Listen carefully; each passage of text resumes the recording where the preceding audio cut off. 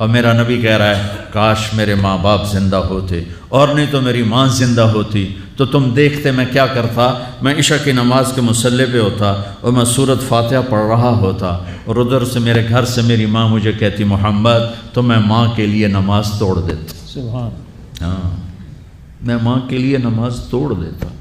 اور میرے نبی سے پوچھا گیا یا رسول اللہ قیامت کب آئے گی؟ یہ بچیاں غور سے سنیں، سارے سنو پر یہ خاص طور سے سنیں۔ آپ نے کہا اللہ کو پتہ ہے، کہ یا رسول اللہ کوئی نشانی بتا دیں۔ تو آپ نے کہا جب بیٹیاں بھی ماؤں کو ذلیل کریں گی تو قیامت آئے گی، جب بیٹیاں بھی ماؤں کو ذلیل کریں گی تو قیامت، ان تلد الامۃ ربتہا، جب ماں کے ساتھ بیٹیاں نوکر جیسا سلوک کریں گی، نوکرانی جیسا سلوک کریں گی تو قیامت کے نکارے پہ چوٹ پڑ کے رہے گی۔ یہ نہیں کہا جب کفر پھیل جائے گا اور جب اسلام مٹ جائے گا، حالانکہ قیامت اس وقت آئے گی جب دنیا میں ایک مسلمان باقی نہیں رہے گا۔ یہ واقعہ کی سنگینی کو بتانے کے لیے فرمایا جب ماؤں کو ذلیل کیا جائے گا قیامت آ جائے گی۔ میرے نبی نے فرمایا عمر تیرے دور میں ایک شخص آئے گا اویس، اس کا قبیلہ ہوگا مراد، آگے سب کاسٹ ہوگی قرن، اویس بن عامر، اسے دعا کروانا، وہ کالے رنگ کا ہوگا، چھوٹے قد کا ہوگا، اور اس سے دعا کروانا، دعا تو بھی کروانا، علی تو بھی کروانا، علی اور عمر اویس ان کے لیے دعا کریں۔ انہوں نے پوچھا کیوں؟ کہ اس نے ماں کی خدمت کر کے اللہ کو اتنا راضی کر دیا ہے، جب وہ ہاتھ اٹھاتا اللہ خالی نہیں لوٹاتا۔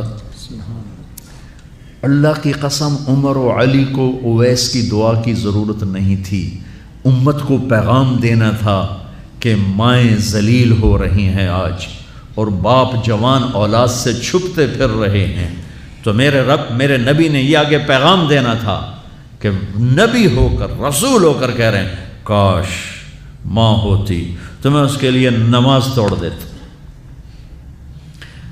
آپ کو 8 عورتوں نے دودھ پلایا والدہ سمیت، ان میں ایک ایمن بھی ہیں، آپ کے والد کی باندی، تو گھر میں تشریف فرما تھے، ایمن بیٹھی تھی حضرت عائشہ، تو ایمن کہنے لگی یا رسول اللہ پانی تو پلا دیں، تو اللہ کے نبی ایک دم اٹھے، تو حضرت عائشہ ناراض ہو گئی، ایمن اللہ کا رسول کو کہتی پانی پلا، کہا تو اور کیوں نہ کہوں، میرا بیٹا ہے میں نے دودھ پلایا۔ تو حضرت میرے نبی نے کہا ہاں ہاں عائشہ یہ میری ماں ہے، اس کا میں نے دودھ پیا ہے۔ آپ اٹھے، گھڑے میں سے پانی بھر کے یوں دونوں ہاتھوں سے حضرت ایمن کو پیش کیا جو حبشی باندی تھی، چونکہ دودھ پیا ہے تو ماں کا لفظ صادق آ گیا، تو بجائے اس کے کہ برا مناتے آپ خادم بن کے اپنی ماں کو دودھ پلانے والی ماں کو آپ نے، حضرت حلیمہ سعدیہ تشریف لائیں، آپ نے اپنی چادر بچھا کر اس کے اوپر بٹھایا۔ حضرت عمر کا دور خلافت آیا، وہ ہر سال حج کرتے تھے، اور بھائی کوئی اویس ہے وہ ملتا ہی کوئی نہیں تھا۔ 3-4 سال گزر گئے تو کہنے لگے سارے حاجی اکٹھے ہو جاؤ، بھائی سارے حاجی اکٹھے ہو گئے۔ آپ نے کہا سب کھڑے ہو جاؤ، سارے کھڑے ہو گئے۔ پھر آپ نے کہا یمن والے کھڑے رہو باقی بیٹھ جاؤ، تو چند ہزار کھڑے رہے باقی بیٹھ گئے۔ پھر آپ نے کہا مراد والے کھڑے رہو باقی بیٹھ جاؤ، تو 15-20 آدمی اس میں سے نکلے۔ پھر آپ نے کہا مراد کی جو آگے سب کاسٹ ہے قرن والے کھڑے رہو باقی بیٹھ جاؤ، تو صرف ایک آدمی بچا۔ تو آپ نے اس سے پوچھا تم قرنی ہو؟ کہ جی۔ اویس کو جانتے ہو؟ کہ جی میرے بھائی کا بیٹا ہے۔ وہ تو تھوڑا سا ایسی ہے دیوانہ سا، آپ کیوں پوچھ رہے ہیں؟ تو حضرت عمر رونے لگے، کہا وہ نہیں تو دیوانہ ہے، کدھر ہے؟ کہا جی عرفات گیا ہے اونٹ چرانے۔ تو حضرت عمر نے علی کو ساتھ لیا اور دوڑ لگا دی عرفات کی۔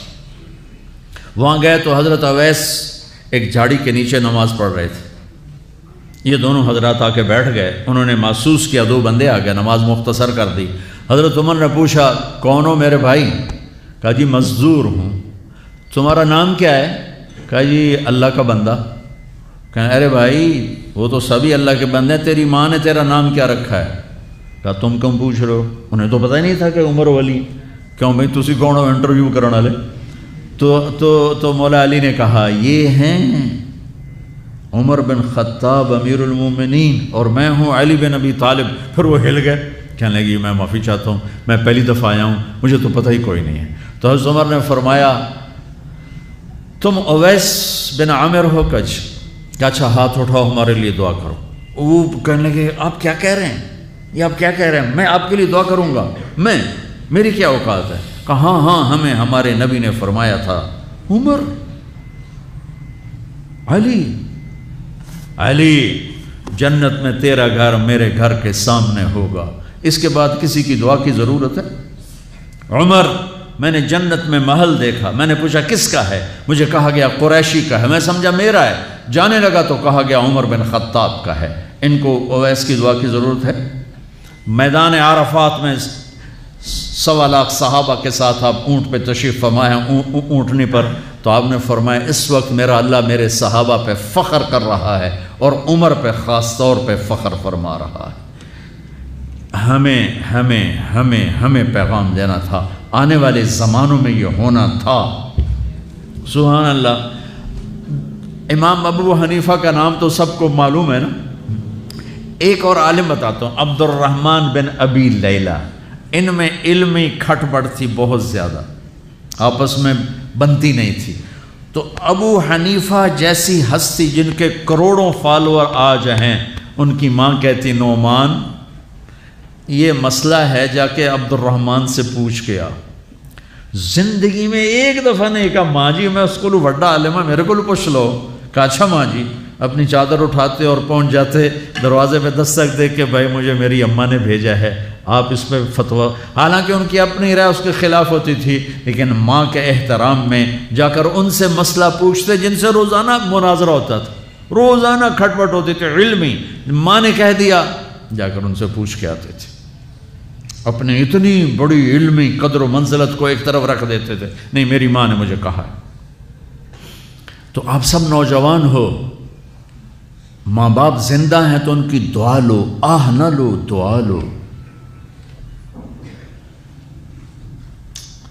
مجھے یاد آیا میرے والد رحمۃ اللہ علیہ کا ایک دفعہ مجھے خط آیا کہ جب پیسے ختم ہوتے ہیں اسی وقت ہی تمہارا خط آتا ہے کہ پیسے بھیج دو، کبھی آگے پیچھے بھی بتا دیا کرو زندہ ہیں کہ مردہ ہیں۔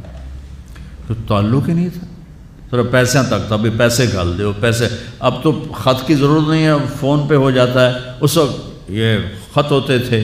تو میرے والد نے گلے کا خط لکھا، مجھے افسوس ہونا چاہیے تھا، میرے اوپر جوں بھی نہیں رہی، ہم نے والدین کی عظمت کو پڑھا ہی نہیں ہے، وہ تو در مصطفیٰ سے یہ چیز ملتی ہے، محمد مصطفیٰ کے در سے یہ سبق ہمیں مل رہا ہے۔